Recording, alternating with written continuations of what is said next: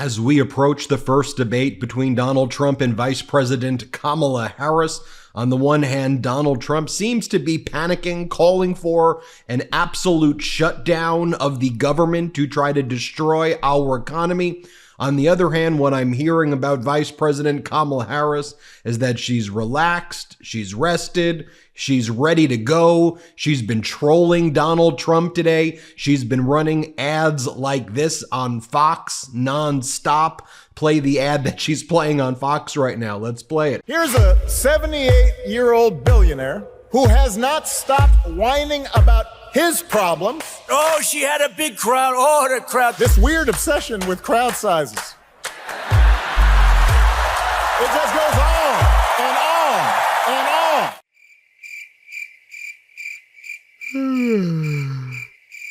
America's ready for a new chapter. We are ready for a President Kamala Harris. I'm Kamala Harris, and I approve this message. On the other hand, you have Donald Trump making posts like this. If Republicans in the House and Senate don't get absolute assurances on election security, they should in no way, shape, or form go forward with a continuing resolution on the budget. The Democrats are trying to stuff voter registration with illegal aliens. Don't let it happen. Close it down.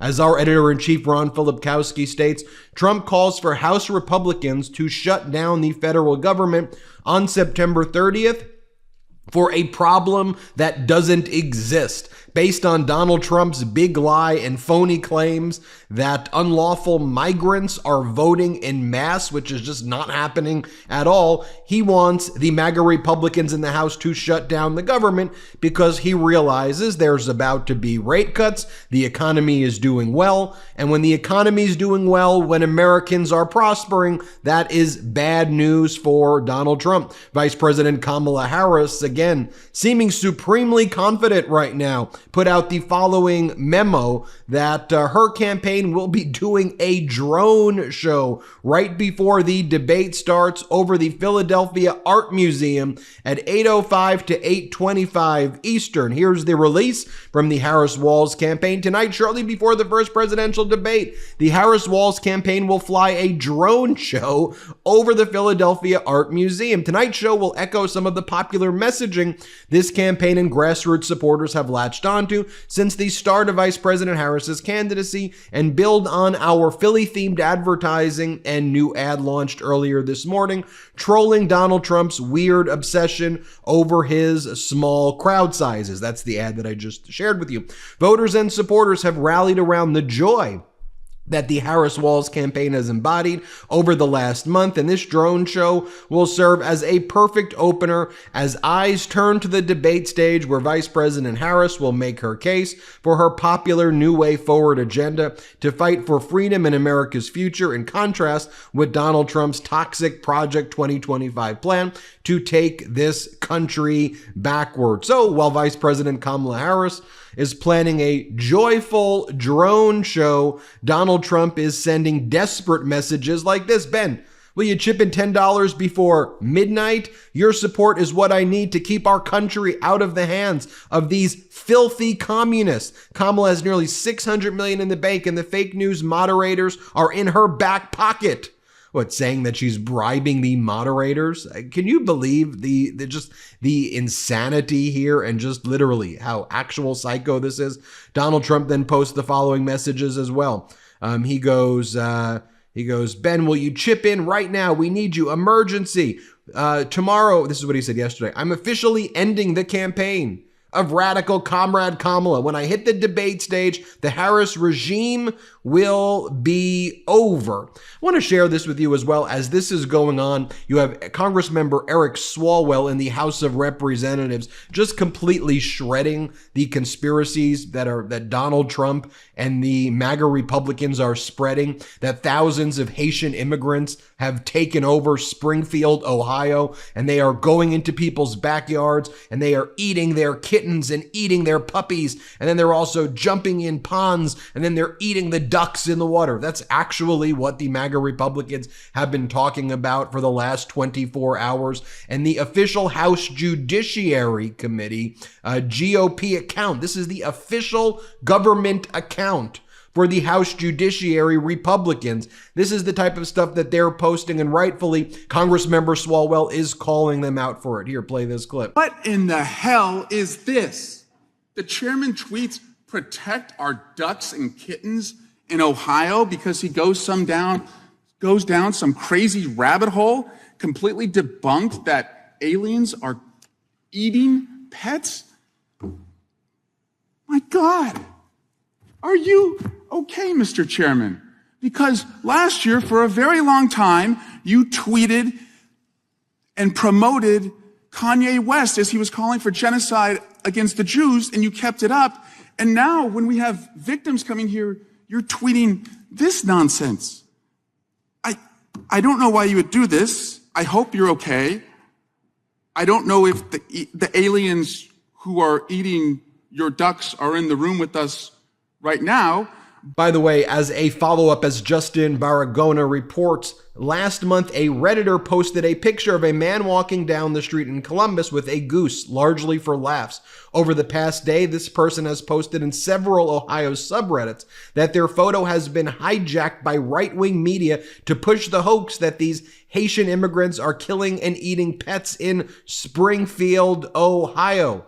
Also, more video has surfaced of Donald Trump's running mate J.D. Vance ahead of the debate, with J.D. Vance saying that today's politics is a continuation of Yankees versus the South, with today's Yankees being the northern woke people. So, such an odd guy. Here, play this clip. But Mike once told me that American history is it's a constant war between northern Yankees and southern Bourbons, where whichever side the hillbillies are on wins, right? And that's kind of how I think about, American politics today, is like the northern Yankees are now the hyper woke sort of coastal elites. The southern Bourbons are sort of the same old school southern folks that have been around and influential in this country for 200 years. And it's like the hillbillies have really started to migrate towards the southern Bourbons instead of the northern woke people. That's just like a fundamental thing that's happening in American politics. Here, J.D. Vance reflects that he may not be a good political candidate. Play this clip. There is discussion of your future in politics. Yeah, one, I try to maintain a sunny disposition. And I'm sure there are all kinds of ways in which I would be a totally terrible political candidate. But I'm not worried about being able to take a lot of crap. And here's another clip of J.D. Vance posted by Kamala HQ, where J.D. Vance said that he would not certify a free and fair election if given the opportunity. Play the clip. He was asked to not certify it. Sure. So would you have certified? I'll ask you for the third Again, time. I would have asked the states to submit alternative slates of electors and let the country have the debate about what actually matters and what kind of an election that we had. You wouldn't have important certified states. to be clear. I would have asked the states to submit alternative slates of I think electors. That's what I would have done. Again, I've said that publicly many times. This debate is taking place in Pennsylvania. Let's take a look at what some Gen Z voters in Pennsylvania are saying. Play the clip. Knowing what you know about these candidates heading into that debate, what comes to mind when you think of Donald Trump? I would say unqualified, unprepared. I'd say ignorant, highly influential, but disingenuous. Selfish and arrogant. Let's take a look at what a retired Navy admiral has to say. Play the clip. Donald Trump is indeed not fit to be the president of the United States. I believe he's not a disaster waiting to happen. He's a disaster which has already happened. And he puts the country at substantial risk. And finally, let's take a look at what Gavin Newsom has to say. Play the clip. What Kamala Harris has done in the last 8 weeks is unprecedented in U.S. history. She's closed the gap. We're not just within a margin of error. We've expanded the map in the United States. You saw new polls this morning. States that were not even in the conversation. Now Donald Trump has to either defend or he has to go out and invest millions and millions of dollars that were never imagined a few weeks ago. So no, I think the momentum is with us. She's the change candidate. There's a fresh air related to her. There's a stale air of normalcy related to Donald Trump. He's about the past. She's about the future. He's about chaos. We're about competency. It's about daylight and darkness. This is the easiest election in my lifetime. I love where we are. In this case, to make the case anew against a guy who's more unhinged, more deranged than he ever has been. He's more derivative, and I mean this. I'm a student of Donald Trump. We all are. We've had to live with him. He's less interesting I mean, listen to these rambling speeches for hours and hours. His audience is even losing. People are walking out. He's literally, listen to what he's actually saying and how he's saying it. The monotone nature, his economic speech. How about the answer on childcare? And you're talking to me about families in America, and you're talking about cost of living. So I think she has a remarkable opportunity. Well, there you have it, folks. We'll keep you posted every step of the way here on the MeidasTouch Network. Make sure you're tuned in for our pre and post coverage. Thank you for watching and have a wonderful day. Real quick, Meta just changed their algorithm to suppress political content. Please follow our Instagram at MeidasTouch right now as we head towards 400,000 followers so you don't miss a beat.